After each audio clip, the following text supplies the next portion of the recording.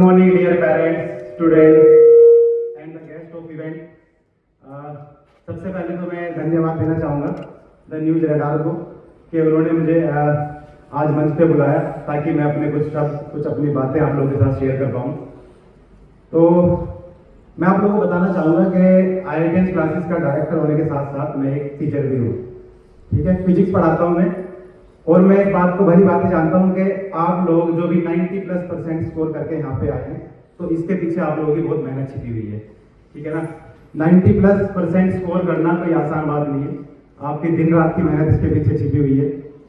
साथ ही साथ मैं ये भी बोलूँगा कि ऐसा नहीं कि सिर्फ आप लोगों की मेहनत है, आपके पीछे आपके पेरेंट्स की भी बहुत ज़्यादा मेहनत होती है। पेरेंट्स का भी बलिदान और त्याग आपके लोगों के पीछे छिपा हुआ है ना। बच्चे को ये लगता है कि हम रूम में बैठ के पढ़ रहे हैं आराम से, ठीक है, हम पढ़ रहे हैं, पेरेंट्स कहीं पे डिस्कशन कर रहे हैं, पेरेंट्स रिलैक्स हैं, लेकिन ऐसा नहीं होता है। पेरेंट्स हर टाइम आपके बारे में सोच रहा होता है, ठीक है ना, कि हमारा बच्चा आज पढ़ाई कर रहा है, कल उसका बोर्ड का एग्जाम है, वो किस तरह से परसेंटेज स्कोर करेगा, कैसा उसका एग्जाम होगा। साथ ही साथ पेरेंट्स ये भी सोचता है कि अभी जैसे मैं स्टार्ट करता हूँ 10th वाले बच्चों से, क्योंकि 10th वाले प्रेजेंट है, 10th और 11th वाले, ठीक है। कुछ बातें मेरी अपना पर्सनल एक्सपीरियंस शेयर करना चाहूँगा। पहले तो बता दूँ खुद आपको कि मैंने खुद अपनी इंजीनियरिंग IIT खड़गपुर से पास की है, तो जिस पेज से आप लोग निकल रहे हैं मैं भी यहाँ से निकल चुका हूँ, तो हो सकता है कि मेरी कुछ बातें आप लोगों को काम आए। पहले बात करूँगा 10th और 11th वाले बच्चों की। देखो, जो 10th और 11th वाले स्टूडेंट्स हैं जिन्होंने 10th पास किया और जो 11th में, उनको नेक्स्ट डे ये कंसर्न सिर्फ यही है कि मैंने और ज़्यादा मेहनत करनी है और एक अच्छी परसेंटेज लेके आनी है। 10th के बाद मैंने +1 में अच्छी परसेंटेज लेके आनी है, +1 के बाद +2 में अच्छी परसेंटेज लेके आनी है। मतलब बच्चों के साथ साथ पेरेंट्स को ये डर नहीं है कि 10th के बाद हमारा बच्चा अगले साल क्या करेगा। उनको दिन रात इस बात की टेंशन नहीं है, क्योंकि डायरेक्शन फिक्स है, 10th के बाद +1 में जाना है। +1 वाले पेरेंट्स को ये टेंशन नहीं है कि +1 के बाद हमारा बच्चा आगे क्या करने वाला है। एक साल के लिए वो भी श्योर है कि +1 के बाद +2 में जाएगा। यहाँ पे मेन बात आती है, जो बच्चे +2 पास करके आए हैं, आप लोगों ने अभी एक बैरियर क्रॉस किया है। अच्छी बात है कि सारे के सारे मेरिटोरियस बच्चे हैं, 90+ स्कोर वाले हैं।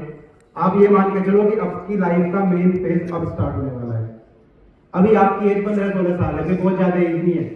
आपकी जो पूरी लाइफ बची है वो डिपेंड करेगी कि अब +2 के बाद आप क्या करने वाले हैं, और एक गलत डिसीजन पूरी लाइफ स्पॉइल कर देता है। ठीक है ना, +2 के बाद ही आपको जानना जाएगा कि आप बन क्या रहे हैं। फॉर एग्जाम्पल अगर मैं बात करूं मेडिकल वाले बच्चों की, नीट क्रैक करते हैं डॉक्टर कहलाएंगे। नॉन मेडिकल वालों की बात करता हूँ, जेई क्रैक करते हैं इंजीनियर कहलाएंगे। अदर स्ट्रीम के बच्चे हैं, मान लो UPSC क्रैक करते हैं, IAS बनेंगे, IPS बनेंगे, या अकाउंट्स वाले CA बनेंगे। तो ये +2 के बाद आप क्या कर रहे हैं, वही आपकी लाइफ में आगे प्रोसेस, मतलब उसी नाम से आप जाने जाएंगे। एक इंजीनियर के नाम से जाने जाएंगे, डॉक्टर के नाम से जाने जाएंगे, CA के नाम से जाने जाएंगे, IAS IPS के नाम से जाने जाएंगे। डिपेंड करेगा +2 के बाद आप लोग क्या डिसीजन ले रहे हैं। मेरा पर्सनली ये मानना है कि +2 के बाद वाला डिसीजन लाइफ का बहुत क्रूशियल होता है। इसको बहुत सोच समझ के लेना है आपने। ये एक समुद्र जैसा पार्ट है, यहाँ पे आप 10 लोगों से बात करो, 10 रिश्तेदारों से बात करो, 10 तरह की आपको सलाह देंगे। कोई बोलेगा बेटा ये मेडिकल में चले जा, कोई बोलेगा इंजीनियरिंग में चले जा, कोई बोलेगा मैनेजमेंट कर, कोई बोलेगा मर्चेंट नेवी में जा, तरह तरह की बातें। लेकिन फाइनल डिसीजन आप लोगों का है, और एक गलत डिसीजन पूरी लाइफ खराब कर देगा, क्योंकि आपको रिवर्स करने का, रिपीट करने का टाइम नहीं मिलेगा जब आप लोगों ने एक बार डिग्री ज्वाइन कर ली। तो मेरा बोलने का मतलब यही है कि जो +2 पास वाले बच्चे हैं, स्पेशली उनके लिए, कि डिसीजन बिल्कुल सोच समझ के लेना। और मैं बस यही बोलना चाहूंगा कि कोशिश करना कि आपको गवर्नमेंट कॉलेज का टैग लगे। तैयारी आपने इस तरीके से करनी है, क्योंकि ऐसा नहीं कि आप लोगों ने भीड़ में शामिल हो जाना है। ऐसा रास्ता चूज नहीं करना। मान लो कि आप एक सिंपल रास्ता चूज करते हैं, कंपटीशन से बच जाते हैं, 60-65% वाला बच्चा भी उसी लाइन में जा रहा है, तुम 90-95 लेके भी उसी लाइन में जा रहे हो, then what is the difference. रात भर पढ़ाई, दिन रात मेहनत करने क्या फायदा रहा। तो जिस काबिल आप लोग हो, उसी के लेवल पे आपने पहुंचना है। ठीक है ना, एक अच्छे लेवल पे आप पहुंचते हैं, तभी बोलते हैं स्काई इज द लिमिट। जैसे मैं फिजिक्स पढ़ाता हूँ, तो थोड़ी सी एक फिजिक्स वाली बात करूंगा। अगर मैं बच्चों को बोलता हूँ कि आप लोगों ने ग्राउंड से जंप करना है, और सेम टाइम पे उसी बच्चे को बोलता हूँ कि आपको इस फ्लोर से जंप कर, तो ज्यादा हाइट पे कहां से पहुंचोगे आप। ऑब्वियस सी बात है, जब फ्लोर से जंप करोगे, क्योंकि ऑलरेडी आप कुछ हाइट पे हो। NITs, IITs और मेडिकल कॉलेज जो भी गवर्नमेंट संस्थान होते हैं, ये वही प्लेस है। यहाँ पे अगर एक बार आप पहुंच गए, then sky is the limit for you. आप लोग NIT में आए हो, जैसे इवेंट खत्म होता है तो आप लोग एक बार ना कैंपस में घूमना, या मुझे लगता है कि जैसे ही आप कैंपस में एंटर किए होंगे क्या आपको नहीं लगा कि एक अलग ही दुनिया है, एक अलग ही माहौल है, एक अलग ही एनर्जी है? ठीक है ना, यहाँ पे जब बैठ के आप पढ़ोगे तो एक अलग ही रुतबा होता है। ये एनआईटी का है, आईआईटी में जाकर देखना ऊपर ही मिलेगा। बात समझ आई ना मैं क्या बोलना चाह रहा हूँ?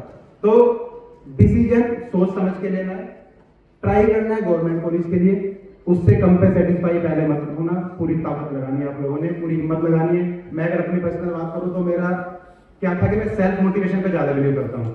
जैसे बहुत सारे बच्चे हैं, कोई परेशानी हुई, टीचर को बोल दिया, कभी रिश्तेदार के सामने रोने लगे, ऐसा हो रहा है वैसा हो रहा है, पता नहीं होगा नहीं होगा।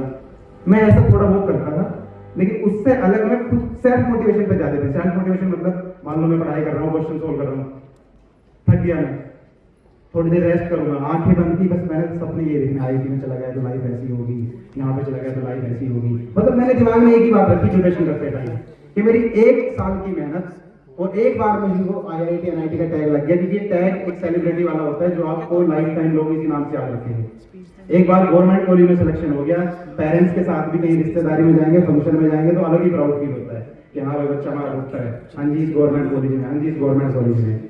बात समझ आ रही है ना क्या बोल रहा हूँ? इसके बाद एक लास्ट बात और बोलना चाहूंगा, ये भी मेरा पर्सनल एक्सपीरियंस है। एज इतनी ज्यादा नहीं है, लेकिन मुझे लगता है कम एज में दुनिया ज्यादा देखी है ना। चेन्नई से कोचिंग की, चेन्नई के बाद फिर खड़गपुर, दिल्ली में भी घर है, बेंगलोर में भी ट्रेनिंग की है, तो लगभग जितनी हमारी कंट्री की मेट्रो सिटीज है सब जगह घूम गया हूँ।